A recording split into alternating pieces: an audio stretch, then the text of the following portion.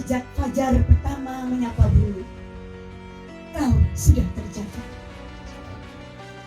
Memeluk lelahmu sendiri, dengan tangan yang gemetar namun tegar, kau ayun dunia di atas bahu yang sabar.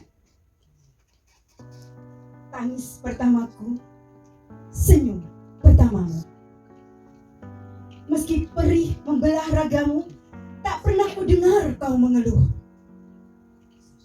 Hanya doa yang mengalir di setiap nafasku.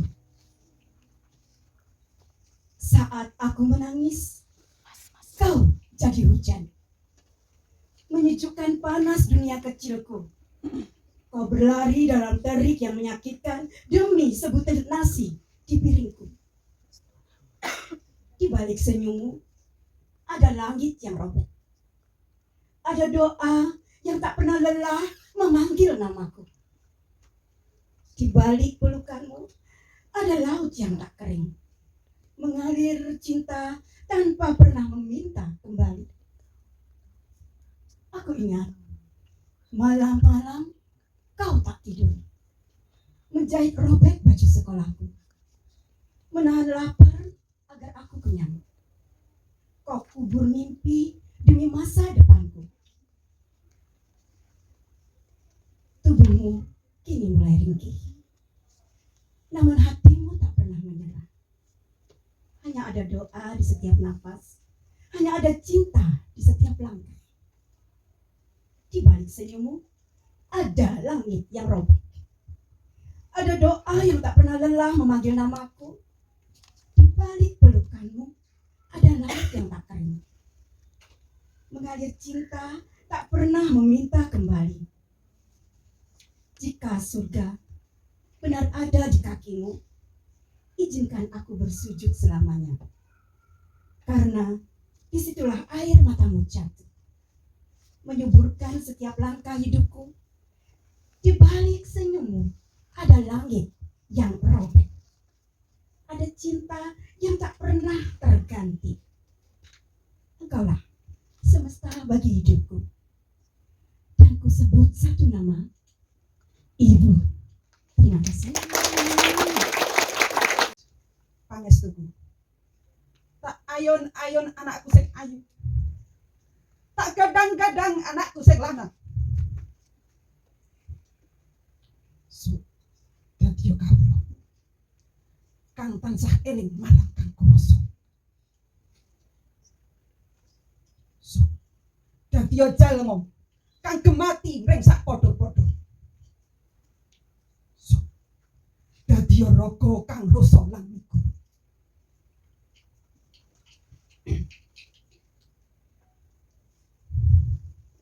Biyung isahe mung nyuwun mring Gusti.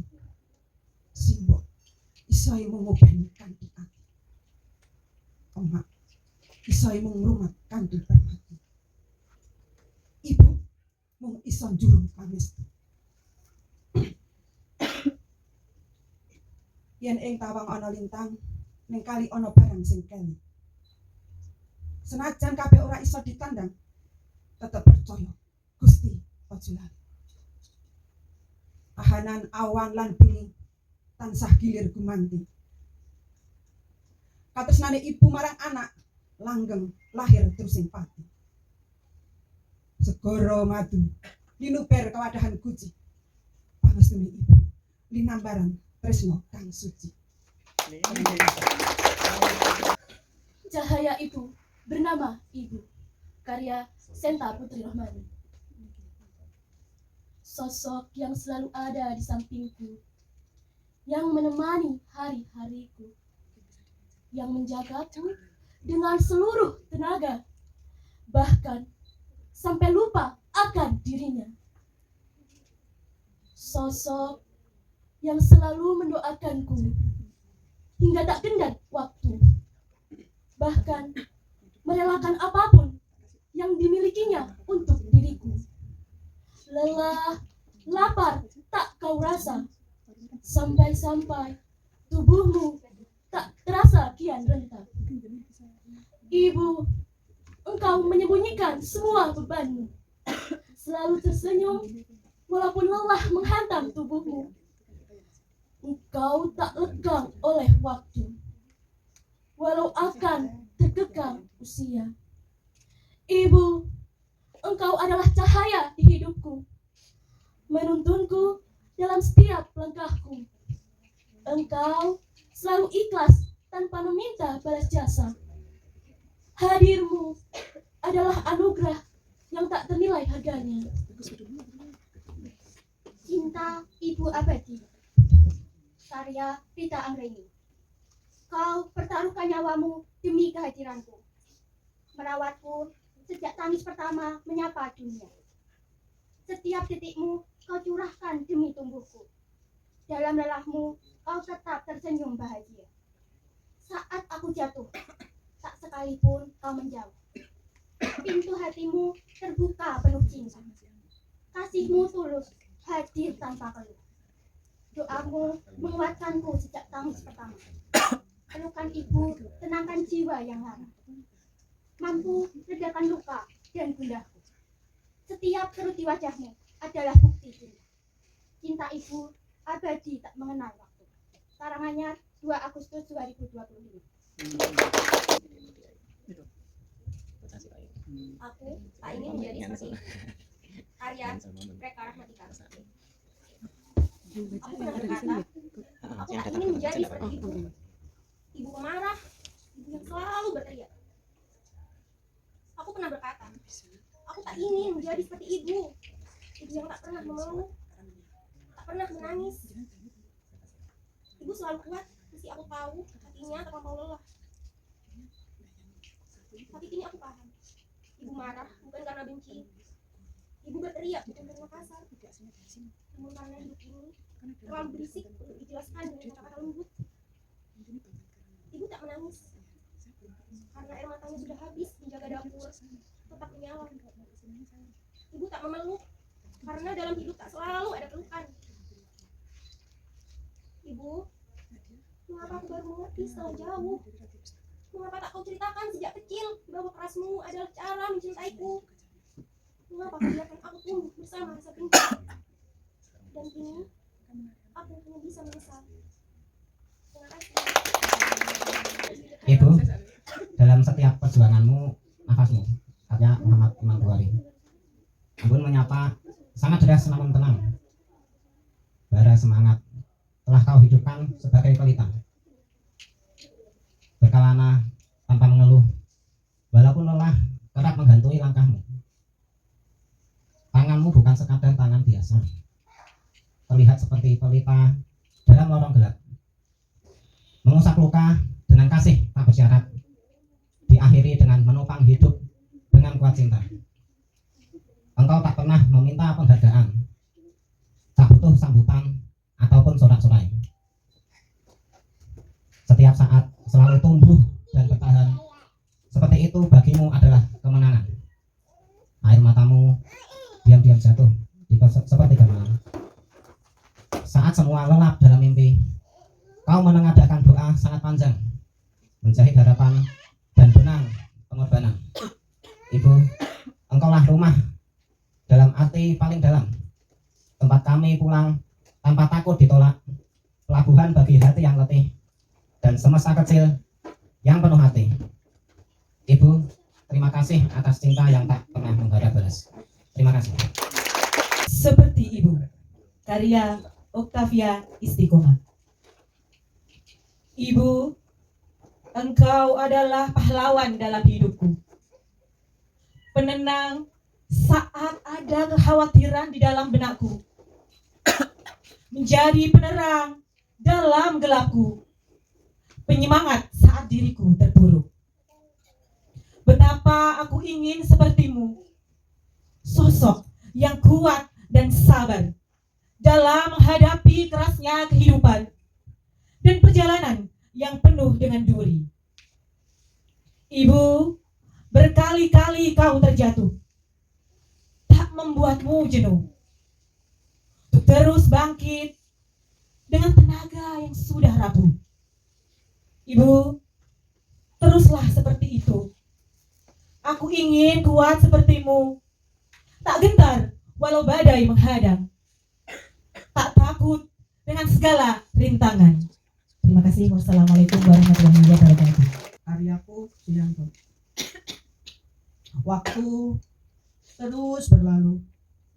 Bila ada kamu, dunia terasa ringan untukku. Ibu, jika waktu tiada lagi waktu, kita harus bisa dan mampu berjuang untuk hidup bertumbuh.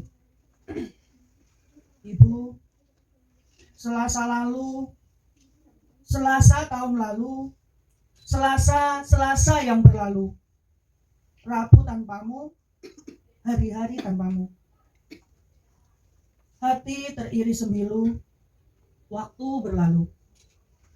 Tanpa kenal ulur waktu, tanpa nanti ataupun lalu. Hati terus berpacu melawan waktu. Jalan terus berlalu, impian terus berjalan tanpamu. Takdir Allah selalu begitu. Tanpa babibu, tanpa menunggu kesiapan waktu, perjuangan ibu bukti nyata bahwa waktu adalah pemilik sang waktu. Terima kasih. Assalamualaikum warahmatullahi wabarakatuh. Kata Presiden Agus Yulianto. Katamu, gaji guru akan dimuliakan, diangkat setinggi martabat yang selama ini dipidatokan di setiap peringatan. Kami mendengar dengan tepuk tangan dan secangkir harapan yang kembali dipanaskan. Katamu, guru adalah pahlawan, tetapi pahlawan rupanya cukup diberi piagam, sementara janji tetap dibiarkan berkeliaran. Di ruang kelas, kapur habis, proyektor rusak, buku-buku menua. Namun kata-kata di podium selalu tampak baru, mengilap, dan fasih menjanjikan esok. Kami tak meminta istana, tak pula kendaraan mewah. Kami hanya ingin setiap kalimat yang diucapkan tidak berhenti sebagai gema pengeras suara. Sebab anak-anak belajar dari guru, dan rakyat belajar dari pemimpinnya. Jika janji lebih rajin hadir daripada kenyataan, maka pelajaran pertama yang sedang diajarkan di negeri ini adalah bahwa kata-kata dapat berdiri megah tanpa pernah belajar menjadi perbuatan. Lalu kami kembali mengajar, menuliskan kejujuran di atas papan tulis. Sementara di luar kelas, kejujuran itu masih menunggu digaji dengan tindakan. Karanganyar, 11 Juli 2025. Terima kasih, semangat. Agenda berikutnya adalah sesi bedah karya yang akan mengulas puisi dan juga cerpen. Untuk agenda pertama adalah bedah puisi yang akan disampaikan oleh Bapak Agus Yulianto. Warahmatullahi wabarakatuh. Masih semangat semuanya? Masih ya? Ini para pegiat-pegiat literasi dan calon-calon penulisnya Bapak Bupati, Bapak Wakil Bupati. Tadi juga ada puisinya Ibu Kadinas di Sapu, seperti itu. Dan juga ada puisi-puisinya dari teman-teman Forum Lingkar Pena Cabang Karanganyar. Nah, suatu saat nanti yang hadirin di sini juga bisa, kalau ingin ikut program-program, nanti bisa bergabung dengan FLP Cabang Karanganyar. Nah, dalam hal ini kalau kita berbicara tentang ibu dan cahaya ya, jadi saya membaca ini seperti membaca ibu, karena ibu adalah sosok yang sangat kita rindukan. Nah, ibu bukan hanya seseorang yang melahirkan kita. Dalam puisi, ibu hadir sebagai simbol kasih sayang, pengorbanan, doa, rumah, bahkan kerinduan yang tak pernah usai. Jadi seperti yang kita saksikan tadi ketika ada pembacaan puisi tadi, itu tentang menggambarkan sosok ibu. Ibu itu jadi suatu simbol yang sangat luar biasa. Mungkin tanpa seorang ibu kita tidak akan ada di dunia ini. Melalui puisi ini jadi kita akan belajar tentang bagaimana sebagai seseorang itu bisa memposisikan ibu itu sebagai simbol, bukan cuma sebagai simbol orang yang melahirkan, akan tetapi dia juga sebagai seseorang yang memiliki peranan yang sangat penting. Kalau saya membaca puisi-puisi yang ada di dalam buku ini, Ibu dan Cahaya ini, pertama kali saya itu terenyuh ya dengan puisinya Bapak Bupati kita, ya, Bapak Haji Robert Kristianto. ibu penuntun langkahku. Jadi di dalam buku puisi Ibu dan Cahya ini, beliau itu menggambarkan tentang peran seorang ibu bisa mengantarkan anaknya sukses, bisa menjadikan anaknya menjadi seorang pemimpin. Ada sebuah bait misalnya seperti ini. Dan ketika dunia memanggilku pemimpin, hati ini masih berbisik lirih. Ada seorang ibu yang dengan cinta dan perjuangan membuatku sampai ke sini. Jadi dalam puisi yang berjudul Ibu Penuntun Langkahku ini, suatu penggambaran betapa besarnya peran seorang ibu dalam mengantarkan kesuksesan para anak-anaknya. Jadi mengapa tema ibu selalu relevan? Ketika saya mengajak teman-teman menulis, ayo kita tulis puisi. Biasanya teman-teman itu kalau menulis puisi pasti kebanyakan yang berhubungan dengan tema ibu. Kenapa sih nulis puisi yang berhubungan tema ibu itu kok gampang sekali dibandingkan dengan tema-tema sosial, ya, tema politik atau tema-tema religi? Karena ibu itu sesuatu yang selalu dekat dengan kita. Nah, next. Nah, jadi ibu adalah pengalaman universal yang dimiliki hampir setiap manusia. Pasti semua yang hadir di sini pasti memiliki pengalaman batin dengan yang namanya ibu. Seperti Mas Anton tadi ya, ketika Mas Anton membacakan puisinya yang berjudul apa? Berlalu. Jujur, ketika Mas Anton tadi membacakan puisi yang berlalu itu saya terenyuh. Ada suara getar-getarnya. Getar-getar itu adalah suatu bentuk ekspresi yang dia seolah-olah melihat sosok ibunya yang sudah tiada. Sosok ibu menjadi simbol kasih yang tulus tanpa syarat. Apakah selama ini kasih sayang ibu ada syaratnya? Tidak ada. Ya, yang namanya ibu itu pokoknya luar biasa. Jadi kita kalau ingin memberikan balasan itu nggak bisa sebenarnya, nggak bisa kita balas dengan harta, dengan apapun. Intinya kalau kita ingin memberikan suatu balasan itu ya kita sebagai seorang anak yang berbakti kepada ibu. Kemudian hubungan anak dan ibu selalu melahirkan emosi yang kuat, baik itu bahagia, rindu, penyesalan, syukur hingga kehilangan. Nah, biasanya kalau puisi-puisi yang bertema ibu itu biasanya mencakup ini tentang kebahagiaan, tentang kerinduan, penyesalan, bahkan kehilangan. Kalau saya puisi saya yang di dalam buku ini, salah satunya berjudul Ibu dalam Bingkai Puisi. Ini sebenarnya penggambaran bagaimana kuatnya seorang ibu dalam menghadapi suatu ujian. Kemudian nilai-nilai yang diajarkan ibu menjadi fondasi pembentukan karakter seseorang. Nah, jadi puisi-puisi tadi yang dibacakan oleh teman-teman tadi adalah itu menggambarkan betapa kuatnya karakter posisi seorang ibu terhadap anak-anaknya. Baik tidaknya seorang anak itu juga tergantung dari orang tuanya bagaimana cara dia mendidiknya. Next.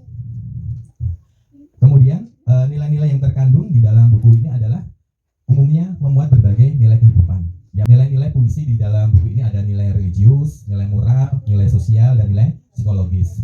Jadi nilai religius itu tentang kasih ibu sering digambarkan sebagai jalan menuju ridho Tuhan. Nah, kemudian ada nilai moral ya, bagaimana kita sebagai seorang yang dekat dengan ibu itu mengajarkan tentang hormat, kasih sayang, tanggung jawab, dan bakti kepada orang tua. Kemudian ada nilai sosial ya, tentang kepedulian dalam keluarga. Kalau nilai psikologis itu tentang penyembuhan. Jadi seperti Mas Anton tadi puisinya yang berjudul Berlalu itu mengandung unsur nilai psikologis. Next. Nah, kelebihan buku ya, jadi di dalam buku puisi Ibu dan Cahya ini secara bahasanya itu menyentuh tetapi tidak berlebihan. Kemudian mampu membangkitkan kenangan pribadi pembaca. Nah, seperti tadi ketika Ibu Hidayati membuka dengan puisinya, saya langsung terenyuh. Seorang ibu membacakan puisi untuk ibunya. Mampu membangkitkan kenangan pribadi pembaca.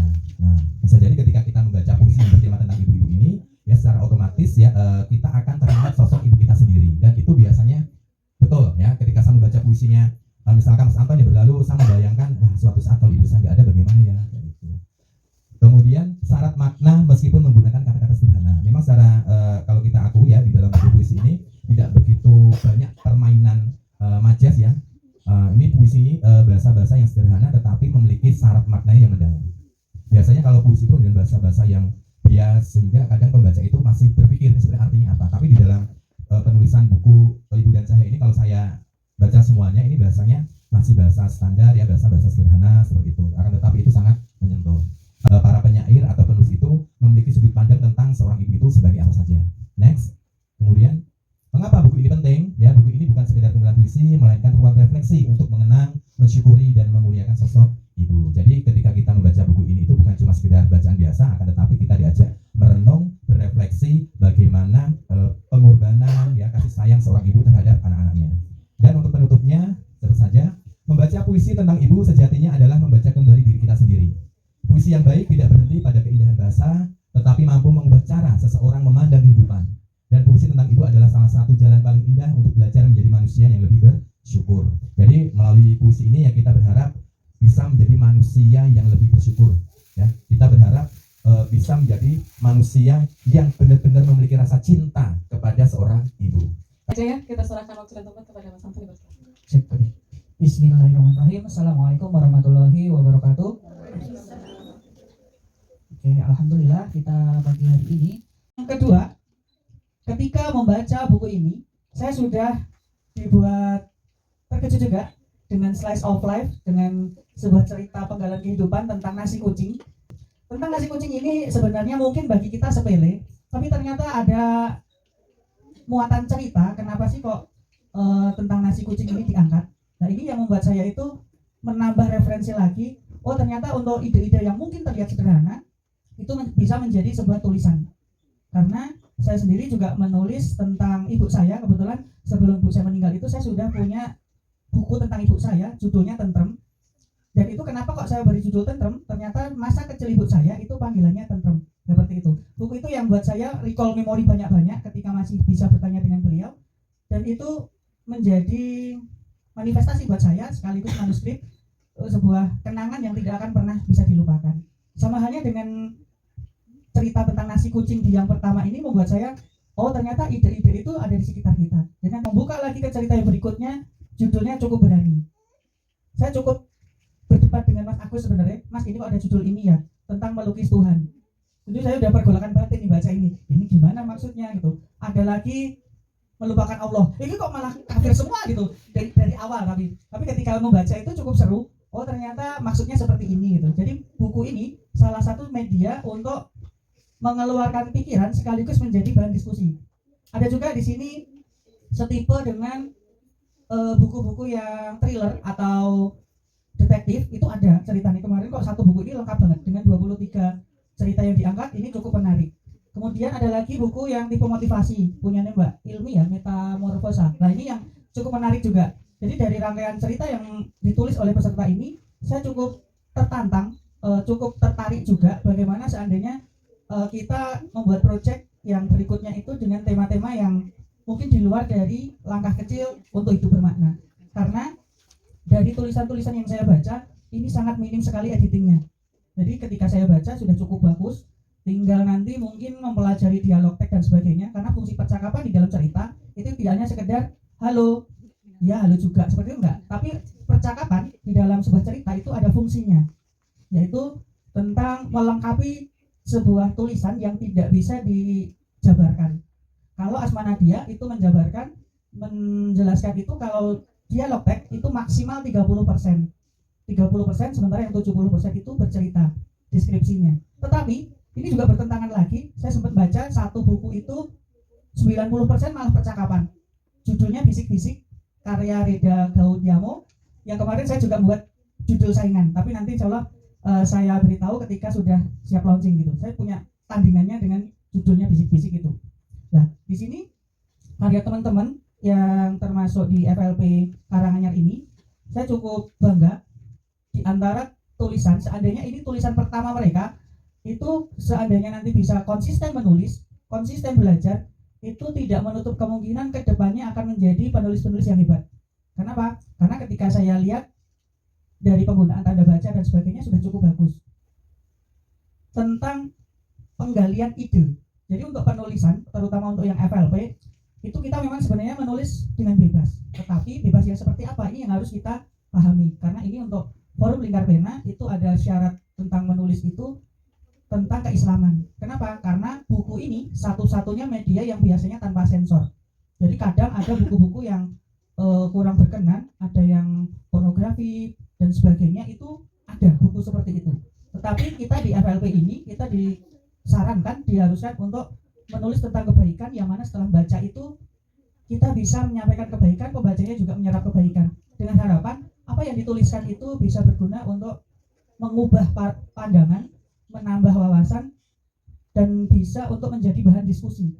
Karena kalau sebuah karya hanya menjadi sebuah karya itu ya sudah begitu. pengen nulis baik silahkan, mau nulis jelek silahkan, tetapi ingat pertanggungjawaban sebagai penulis itu tidak mudah. Ada tanggung jawab moral di dalamnya, dan rangkaian dari 23 cerita karya teman-teman ini sudah mewakili cukup bagus. Seperti itu, tepuk tangan untuk para penulis langkah kecil untuk hidup bermakna. Kemudian ada satu hal yang perlu saya tekankan untuk saling berbagi di sini. Ketika menjadi seorang penulis atau menuliskan sesuatu, yakinlah suatu saat akan bertemu dengan pembaca. Suatu saat akan menemukan pembaca yang bisa memahami apa yang kita sampaikan. Karena rangkaian cerita itu bukan sesuatu yang ada begitu saja, tetapi bisa digali dari kehidupan masing-masing dan siapa tahu menjadi media dakwah. Jadi untuk teman-teman penulis semuanya, semangat, jangan menyerah. Ketika lagi sumpah mencari ide, nggak apa-apa kita jalan-jalan keluar, cari ide sebanyak mungkin, nanti kalau sudah ketemu, tuliskan. Karena dengan cara seperti itu, kita akan melahirkan terus karya-karya yang insya Allah berguna untuk sekitar kita. Memiliki ciri khas dan nilai original di tengah perkembangan teknologi AI. Terima kasih. Informasi yang berjalan cepat, termasuk konten video pun sekarang kok banyak yang singkat-singkat, termasuk video TikTok yang hanya sekian menit gitu kan. Di tengah gemburan seperti itu, bagaimana sih penulis itu harus tetap menulis untuk idealismenya. Saya pernah sedikit gambaran. Saya pernah bertemu dengan penulis senior, Pak Sidik Nugroho. Beliau adalah penulis mayor dari Tewasnya Gagak Hitam. Saya pernah bertemu, ngobrol sekitar 1 jaman. Kemudian di akhir saya diberi nasihat, Mas Anton silahkan nanti paling enggak nulis itu gunakan tangan kanan dan tangan kiri. Istilahnya tangan kanan ini digunakan untuk penghidupan, mencari kehidupan, mencari penghasilan. Sementara tetap menulis dengan tangan kiri untuk menyampaikan idealisme, ideologi. Jadi untuk teman-teman penulis yang pengen tetap menulis, silakan cari buku yang tema-tema serupa, tema-tema yang disukai. Karena apa? Karena dengan membaca buku tema serupa, itu kita tahu, oh ada poin apa yang belum ada di buku ini. Oh kita bisa membuat buku sendiri terkait dengan tema yang serupa. Tips dari saya, silakan tetap menulis, usahakan menulisnya jangan di HP atau di laptop. Kenapa? Kalau untuk mancing ide, itu saya lebih setuju dengan menulis di catatan kecil. Nah, batita yang suka scroll itu rata-rata satu, speech delay, itu mesti ada. Yang kedua, nulis B sama D itu kebalik. Jadi kalau mungkin Bapak Ibu Guru ada yang ngajar di sekolah, itu kalau kelas 1 dan 2 B dan D masih kebalik, itu mayoritas karena kebanyakan gadget. Jadi nanti kita bisa menulis di buku kecil untuk mancing ide. Baru nanti ketika sudah ada brainstormingnya, ide-ide itu sudah tertulis, tinggal menuliskan menjadi sebuah buku. Jadi tetap menulis sesuai dengan karakter yang ingin kita tampilkan. Era kita saat ini adalah perkembangan teknologi. Akan tetapi apakah kita bisa melawan teknologi? Jadi teknologi bukan untuk dilawan atau bukan diajak untuk bersaing, akan tetapi kita diajak untuk selalu berdampingan. Ya. Mungkin saat ini rekan-rekan sudah tahu semuanya terkait AI. Nah, ini salah satunya hal yang mungkin lagi gencar-gencarnya menjadi pembahasan di dunia literasi. Lalu bagaimana sih caranya agar kita sebagai seorang penulis itu bisa masih eksis, bisa masih tetap berkarya dan memiliki karya yang ori. Nah, udah kita sebagai penulis kita ikuti saja perkembangan yang terjadi saat ini. Memang tidak menutup kemungkinan yang namanya penulis itu harus bisa beradaptasi dari masa ke masa. Lebih banyak mengenalkan karya-karya saya itu melalui pembuatan konten-konten. Karena kenapa? Saat ini para penerbit-penerbit di luar sana, penerbit besar itu mencari penulis itu sekarang bukan cuma hanya dilihat kualitas bukunya, akan tetapi dilihat jumlah followernya. Jadi follower kamu itu ya, jadi ketika diminta isi biodata itu, media sosial yang kamu miliki itu apa saja? TikTok, terus Instagram, dan sebagainya. TikTok itu jumlah followernya berapa? Instagram itu jumlah followernya berapa? Ternyata itu juga mempengaruhi. Karena kenapa? Penulis era yang dulu itu cukup dia menerbitkan bukunya, bagus karyanya, tidak begitu capek-capek untuk berjualan. Akan tetapi yang saat ini itu harus balance. Bukan cuma hanya karya yang bagus, akan tetapi dia juga harus pandai mempromosikan produknya, mempromosikan karya-karyanya. Maka dari itu, mau gak mau, ya sebagai seorang penulis kita juga harus mengikuti perkembangan teknologi dan kita tidak bisa melawan teknologi itu. Maka dari itu kan sekarang mungkin teman-teman di sini kan yang Gen Z itu kan kebanyakan mengenal suatu buku yang lagi ngetren itu kan biasanya lewatnya media sosial. Kalau dulu kan tidak seperti itu ya. Kalau zaman-zaman dulu itu kan belum begitu seaktifnya di media sosial. Cukup ketika dia punya karya yang bestseller, nah kemudian tulisannya dibuat di koran. Akan tetapi dunia sekarang berbeda. Maka dari itu nanti untuk teman-teman semuanya yang benar-benar pengen menulis, ya sudah kita ikuti perkembangan era yang saat ini tuh yang lagi ngetren itu apa. Yang namanya penulis mau gak mau harus selalu beradaptasi. Kita tidak bisa meninggalkan sesuatu hal yang dalam arti kita nggak boleh egois ya dengan diri kita. Saya ingin seperti ini, tetapi di pasaran tidak seperti itu. Begitu. Itu dari saya. Tapi bagaimana dengan ini ya, tema yang mungkin tidak populer ataupun yang kontradiktif dengan tema yang populer. Misal tadi kan ibu ya, semua orang hampir semua orang itu mempunyai ibu. Mungkin ada juga yang berkebalikan, mungkin ditinggal ibu sejak lahir ataupun meninggal dan sebagainya. Nah itu bagaimana kita membawakan tema yang tidak populer. Jadi karena menurut keyakinan saya mungkin teman-teman di sini punya imajinasi yang luar biasa juga ya di luar tema-tema yang populer. Nah kadang-kadang kita itu dibenturkan pada kesulitan ini nanti nulisnya sesuai dengan yang kita imajinasikan atau sesuai dengan yang orang ataupun pembaca yang pengen membaca, disesuaikan dengan pasar ataupun disesuaikan dengan apa yang ingin kita tulis. Jadi mohon bisa disampaikan beberapa tips kiat-kiat kita membawakan tema-tema yang mungkin tidak populer. Tergantung dari penulisnya itu sendiri, Mas. Jadi bagaimana cara dia membawakan suatu tulisan itu. Ketika Anda mengangkat suatu tema yang mungkin tidak populer atau tidak dikenal di masyarakat, akan tetapi ketika Anda menyampaikan tulisan itu dengan baik, dengan gaya Anda sendiri, dan itu bisa diterima di masyarakat, itu akan menjadi populer. Misalkan ya, mungkin untuk yang lagi ngetren saat ini buku apa toh? Misalkan tentang ayah ini arahnya kemana? Sebenarnya kan itu kan awalnya tidak populer. Ya, akan tetapi penulisnya itu dia mengemas buku itu bukan menjadi suatu buku yang berat, tapi buku yang sangat ringan dan itu sangat nyaman dan sangat dekat dengan kondisi anak-anak saat ini. Nah, akhirnya apa? Tema ayah, tema tentang ibu yang menurut itu akhirnya jadi naik. Banyak sekali penulis yang berusaha untuk mengikuti arahnya. Jadi kalau menurut saya sih ya kembali kepada gaya kepenulisan dari penulis itu sendiri. Nah, jadi mungkin nanti untuk teman-teman yang ingin belajar nulis ya harus punya stylenya ya, style bagaimana sih model tulisan saya seperti apa, apakah tulisan saya itu tulisan berat atau tulisan yang ringan. Nah, monggo nanti bisa lebih banyak membaca, karena yang namanya penulis itu kalau kita tidak pernah membaca dan tidak pernah mencoba untuk menulis, kita tidak akan pernah menemukan style penulisan kita seperti apa. Begitu dari saya. Mungkin ada tambahan dari Mas Anton. Oke, sedikit tambahan dari saya terkait dengan apakah kita harus mengikuti arus ataupun kita menulis sesuai keinginan kita. Itu balik lagi di poin yang pertama, apakah kita menulis itu untuk penghidupan atau untuk memperjuangkan ideologi. Seperti halnya contohnya saya punya buku teka-teki matematika dan bengkel literasi, itu sengaja saya buat untuk membantu anak-anak memahami konsep matematika dasar dan kemampuan literasi mereka. Jadi anak-anak yang saya punya buku yang memang itu sengaja saya perjualbelikan untuk membantu matematika dan kemampuan literasi dan itikan. Sementara saya punya buku Menua Bersamamu, Rasan-Rasan, Tentrem, Belantik dan sebagainya itu untuk memperjuangkan ideologi saya. Walaupun mungkin ketika di launching sekarang itu belum tidak sesuai tema, tapi saya punya ideologi yang saya bawa. Saya punya pengalaman yang bisa saya share untuk kekeh seperti ini gitu. Apalagi di era seperti sekarang, kalau kita nggak punya pegangan kehidupan, mau seperti apa gitu. Jadi pastikan kita menulis itu, kan ada deh orang yang penghasilannya dari penulis buku kayak Ahmad Rifai Rifan dan sebagainya, itu penghasilan utamanya dari menulis buku. Kalau memang penghasilan utama dari menulis buku, silahkan menulis sesuai tren, nggak masalah. Tapi ketika memang kita alhamdulillah punya penghasilan lain selain dari menulis buku, ideologi kita juga perlu diperjuangkan. Jadi jangan sampai mengikuti tren nanti seperti ini, tapi akhirnya kita kalah di pertengahan. Kenapa? Arus ini nanti tidak jelas muaranya. Tapi kalau kita punya pendirian, kita sudah kekeh dengan pendapat kita sudah tahu harus seperti apa. Itu yang perlu dimiliki karakter seorang penulis. Karena saya punya jadwal untuk menulis itu setiap hari, walaupun sekedar berapa halaman itu mesti rutin saya lakukan. Karena kalau nunggu longgar, kita nggak akan bisa longgar, kita nggak akan bisa mood. Jadi dengan kita patuh dengan jadwal yang kita buat, dengan deadline, dengan batas waktu yang kita tentukan, itu insya Allah kita nggak banyak alasan. Misalnya jenuh, ya misalnya di hari itu jenuh, kita keluar dulu mungkin beli es teh, beli cilok dan sebagainya, pulang lagi, insya Allah udah lebih fresh.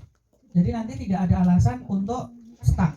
Nah, yang menjadi faktor kenapa kok kita jenuh di tengah jalan itu biasanya kurang riset. Kita untuk menulis itu butuh riset yang panjang banget. Jadi nanti kita kok belum ada ide yang mau dituliskan ya. Tapi untuk eksekusi biasanya lebih gampang. Saya kemarin mencari ide rasan-rasan itu karena saya menemukan kok ada buku tentang bisik-bisik ini isinya obrolan mereka ya, obrolan tentang ngomongin orang, mungkin ngomongin diri sendiri, ngomongin pasangan. itu kok bisa menjadi sebuah ide. Nah seperti itu. Jadi agar nanti tidak berhenti di tengah jalan, apalagi nulis novel, itu kita harus risetnya yang masuk akal.